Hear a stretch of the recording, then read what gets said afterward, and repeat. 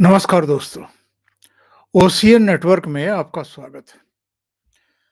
2019 में 11 मार्च को लोकसभा चुनाव के कार्यक्रम की घोषणा हुई थी। 7 चरणों में मतदान हुआ था, 11 अप्रैल से लेकर के 19 मई तक और 23 मई 2019 को नतीजे आ गए थे। 30 मई को यानी करीब-करीब 1 सप्ताह बाद नरेंद्र मोदी ने दूसरी बार भारत के प्रधानमंत्री पद की शपथ ली थी दूसरी बार। पहली बार 26 मई 2014 को। 2019 में अगर 11 मार्च को लोकसभा चुनाव के कार्यक्रम की घोषणा हुई थी, यानी एक तरीके से आचार संहिता लागू हो गई थी, तो अब से ठीक 90 दिन बचे हैं अगले लोकसभा चुनाव की घोषणा होने में। और इन 90 दिनों का मतलब ये है कि ये जो इंडी अलायंस है, कांग्रेस और दूसरे जो 26-27 दल बताए जा रहे हैं, इनके पास भी और जो पूरा इकोसिस्टम है, जो मोदी विरोधी हैं, सो कॉल्ड बुद्धिजीवी, पत्रकार, अलग-अलग सेक्टरों के लोग जिनमें फ़िल्म इंडस्ट्री से जुड़े हुए भी हैं, लेखक भी हैं, इन सब के पास भी बस अब 90 दिन बचे हुए हैं। 90 दिन से पहले इन लोगों को ये डिसाइड करना पड़ेगा कि ये लोग इकट्ठा ही मिलकर के मोदी के खिलाफ माहौल बनाएँगे या जिस तरीके से हमने पिछले 2-3 महीनों में देखा है और हाल में तो कुछ ज़्यादा ही देखा है, ऐसे ही जूतों में दाल बटेगी, जैसे अभी 6 दिसंबर की बैठक को लेकर के और इसके बाद तेलंगाना के चीफ मिनिस्टर के शपथ ग्रहण समारोह को लेकर के बटती हुई दिखाई दी है। क्योंकि कई चीज़ें हैं जो बहुत बड़े प्रश्न खड़े कर रही हैं। कांग्रेस की जो एरोगेंसी रही है इन 5 राज्यों के चुनाव में, उसके चलते और ये केवल सवाल एरोगेंसी का नहीं है, बल्कि वो ओवर कॉन्फिडेंस की शिकार भी दिखाई दी है। जब कमलनाथ से अखिलेश यादव के बारे में प्रश्न पूछा गया था कि उन्होंने कुछ सीटें मांगी हैं और चूंकि आप लोगों ने उन सीटों पर भी अपने कैंडिडेट खड़े कर दिए हैं जो सीटें अखिलेश यादव चाहते थे मध्य प्रदेश में, तो कमलनाथ ने जो टिप्पणी की थी वो एरोगेंसी की हाइट थी। बिल्कुल कहना चाहिए कि इससे बड़ी एरोगेंसी कुछ हो नहीं सकती है और ओवर कॉन्फिडेंस हो नहीं सकता है। उन्होंने कहा था, अरे छोड़ो अखिलेश वखलेश को। अखिलेश यादव उत्तर प्रदेश के मुख्यमंत्री रह चुके हैं। उनकी समाजवादी पार्टी के सर्वेसर्वा उनके पिताजी मुलायम सिंह यादव 2-3 बार मुख्यमंत्री रह चुके हैं और उनके सहयोग से ही डॉक्टर मनमोहन सिंह की सरकार बची थी 2008 में, जब वामपंथियों ने समर्थन वापस लेने का ऐलान कर दिया था। अमेरिका के साथ जो परमाणु करार पर हस्ताक्षर हुए थे उसका विरोध करते हुए। उस समय मुलायम सिंह यादव और अमर सिंह ने ही जुगाड़ करके मनमोहन सिंह की सरकार को बचाए रखने में कामयाबी हासिल की थी।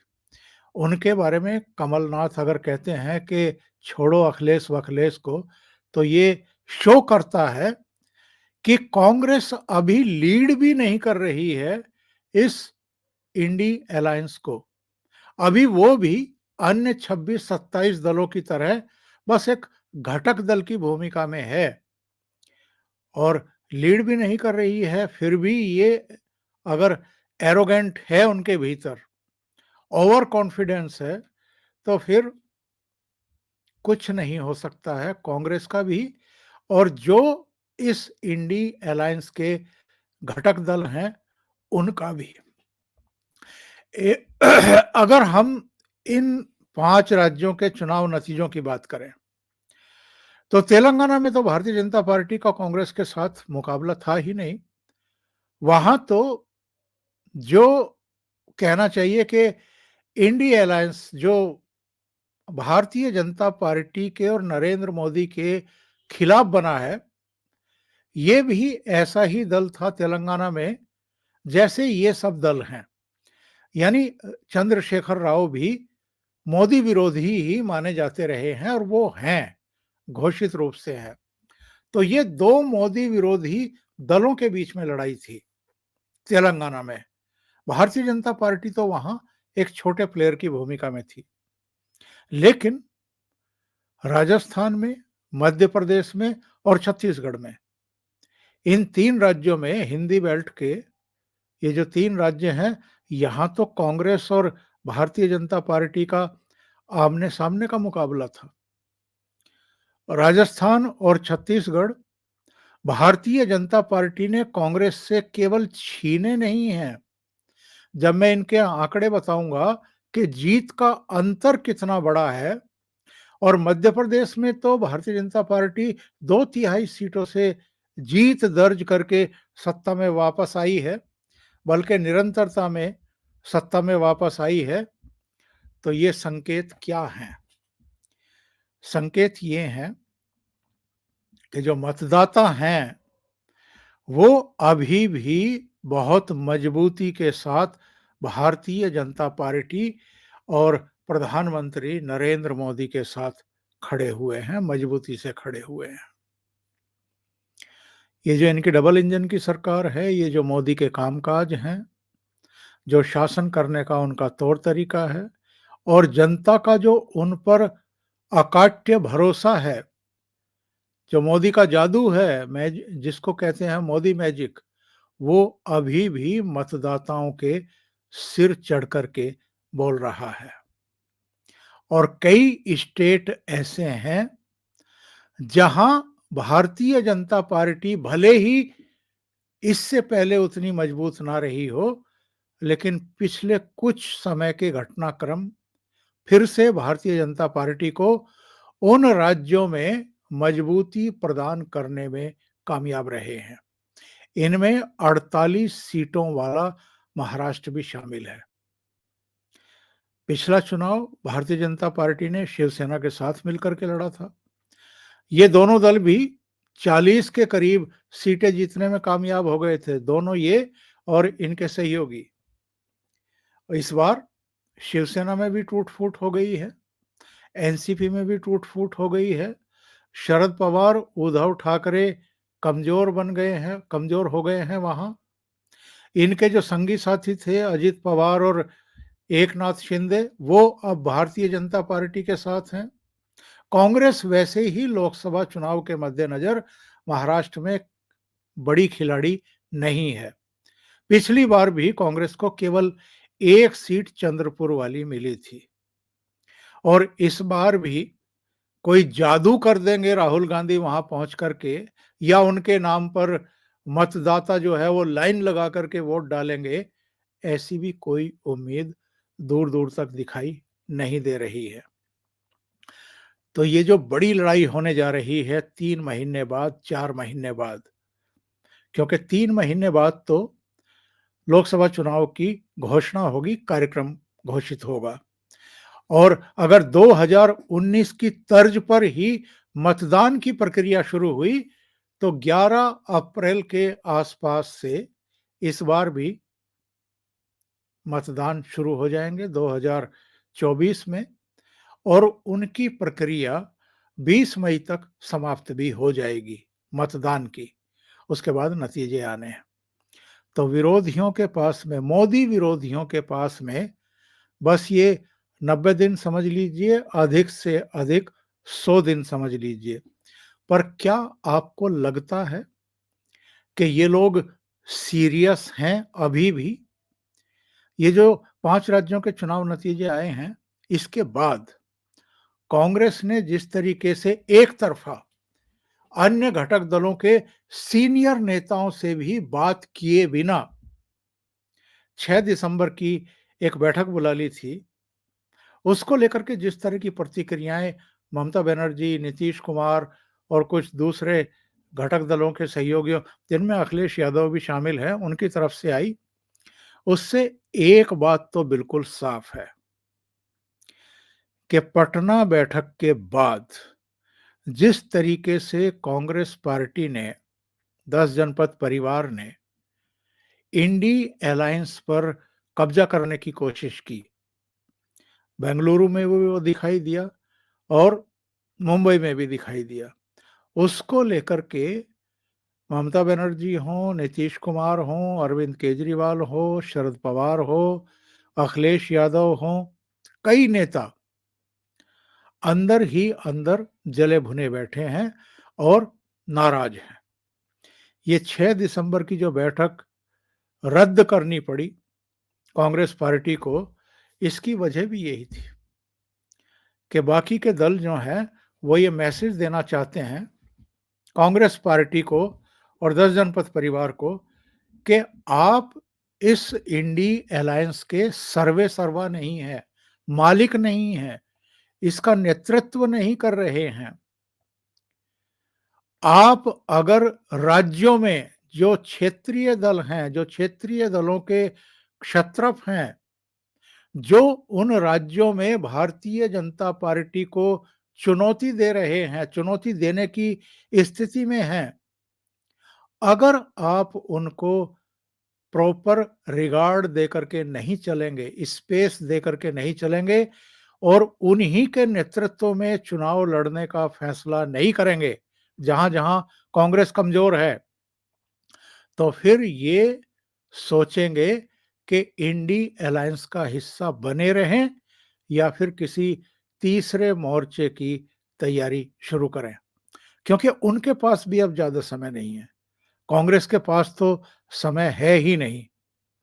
मैं आपको बता रहा था कि ये जो आजकल ये लुटियन मीडिया के लोग सोशल मीडिया पर सक्रिय और जो यूट्यूब पर भी जो फुल टाइम प्रचारक हैं कांग्रेस के और वामपंथी दलों के, वो जो एक माहौल बनाने की कोशिश कर रहे हैं कि साहब ये जो 3 राज्यों में भारतीय जनता पार्टी की सरकार बनने जा रही है, ये एक्चुअल में भारतीय जनता पार्टी की कोई बहुत बड़ी जीत नहीं है और कांग्रेस ये चुनाव कोई हारी भी नहीं है, वोट ऑफ परसेंटेज में तो कोई बहुत ज़्यादा अंतर नहीं है। ऐसे लोगों को भी और जो इनका ये जो परसेप्शन बनाने की कोशिश कर रहे हैं, इस पर विश्वास कर लेते हैं, ऐसे लोगों के लिए भी मैं कुछ आंकड़े आपको बताता हूँ। ये जो अशोक गहलोत सरकार की हार हुई है राजस्थान में, ये कोई छोटी-मोटी हार नहीं है। जो लोग ये कह रहे थे ना कि राजस्थान में भी दोबारा से निरंतरता में कांग्रेस ही सरकार बना सकती है और भारतीय जनता पार्टी वहां सत्ता से अभी बाहर ही रह सकती है 10 साल के लिए। उनके लिए भी वहां के नतीजे आंखें खोलने वाले हैं। भारतीय जनता पार्टी को 115 सीटें मिली हैं और कांग्रेस को 69 सीटें, 69 सीटें। अदर्स निर्दलीय जो छोटे दल हैं वो 15 सीटें जीतने में कामयाब रहे हैं। यानी बीजेपी और कांग्रेस के बीच में सीटों का अंतर है 46।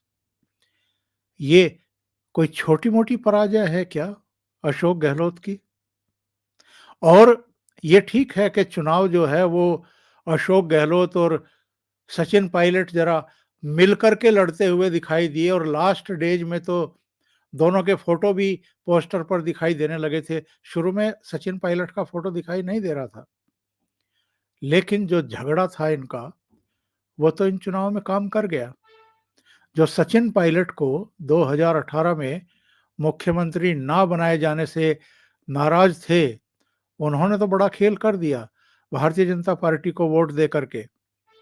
दूसरे, मध्य प्रदेश की जो हार है कांग्रेस की, ये तो ऐसी है कि ये सदमा कमलनाथ, दिग्विजय सिंह और कांग्रेस का जो नेतृत्व है वो कैसे बर्दाश्त कर पा रहा होगा, ये वही जानते हैं। मध्य प्रदेश में जो कमलनाथ का आत्मविश्वास था, अति आत्मविश्वास था, और जो लड़ाई थी इनकी दोनों की, दिग्विजय सिंह की और कमलनाथ की, और ज्योतिरादित्य सिंधिया ने भारतीय जनता पार्टी के पाले में जाकर के जो उनकी बढ़त को और बड़ा कर दिया, ये सारे कारक हैं जो भारतीय जनता पार्टी तो वहां 2/3 मेजोरिटी लेकर के सत्ता में वापस आई है और कांग्रेस का बहुत बुरा हाल हुआ है। भारतीय जनता पार्टी 163 सीटें जीती, उसकी 54 सीटें बढ़ गई। इंडियन नेशनल कांग्रेस 66 पर अटक गई, उसकी 48 सीटें घट गई।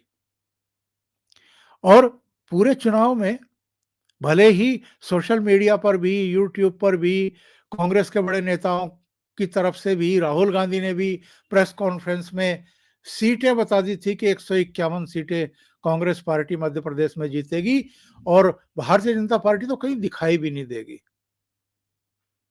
लेकिन नतीजा क्या रहा? ऐसा लगा कि कांग्रेस तो लड़ ही नहीं रही थी मैदान पर। और अगर छत्तीसगढ़ की हम बात करें तो छत्तीसगढ़ के नतीजे भी ये बताते हैं कि दोनों पार्टियों में कितना अंतर रहा है हार जीत का। बीजेपी 54 सीटें जीती है, पिछली बार उसकी केवल 15 सीटें थी, यानी 39 सीटें उसने प्लस की हैं और जीती हैं।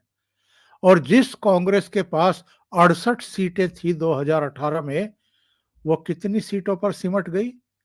35 सीटों पर सिमट गई, 33 सीटें घटी उसकी। बघेल सरकार के 11 में से 8 मंत्री हारे हैं। जो लोग ये फैला रहे थे नतीजे आने से पहले के छत्तीसगढ़ में तो बघेल ही दोबारा मुख्यमंत्री बन जाएंगे, भारतीय जनता पार्टी तो मुकाबले में ही नहीं थी, ये वही लोग हैं जो फुल टाइम आजकल प्रचार करते हैं कांग्रेस पार्टी का और वामपंथियों का। जिस बीजेपी के हारने की भविष्यवाणी की जा रही थी, उसको तो मिल गई 54 सीटें 90 के सदन में, और जिस कांग्रेस के सरकार बनाने की बात की जा रही थी, वो केवल 33 सीटों पर सिमट करके रह गई। अगर मंत्रियों के हारने का प्रतिशत लगाएं तो तीनों राज्यों में अगर हम देखें, राजस्थान में 25 मंत्रियों में से 17 हारे, और ये प्रतिशत 60% से भी अधिक है।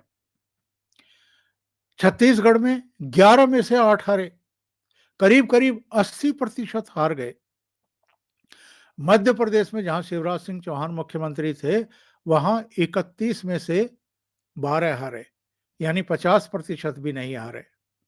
इससे भी पता चलता है, और जो लोग एंटी इनकम्बेंसी फैक्टर की बात करते हैं कि साहब वो छत्तीसगढ़ में और राजस्थान में कांग्रेस इसलिए हार गई कि एंटी इनकम्बेंसी फैक्टर का उसको सामना करना पड़ा, तो ये anti incumbency factor Madhya Pradesh में क्यों नहीं चला?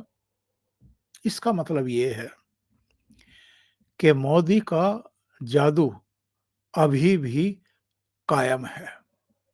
लोगों का प्रधानमंत्री नरेंद्र मोदी पर अभी भी विश्वास कायम है।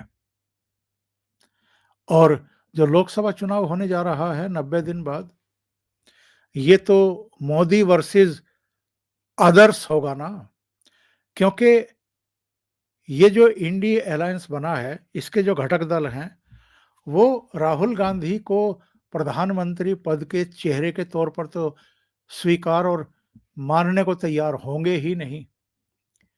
तो मुझे लगता है कि जो दांव चला था सोनिया गांधी ने कि साहब ये जो परिवारवाद का आरोप लग रहा है हम पर कि हम परिवारवाद को आगे बढ़ा रहे हैं, हम राहुल गांधी को ही लोगों पर थोपने की कोशिश कर रहे हैं, इसलिए मल्लिकार्जुन खड़गे को, यानी गैर गांधी नेहरू परिवार के किसी नेता को आगे ले आइए, कांग्रेस का अध्यक्ष बना दीजिए, तो लोगों की नाराज़गी दूर हो जाएगी।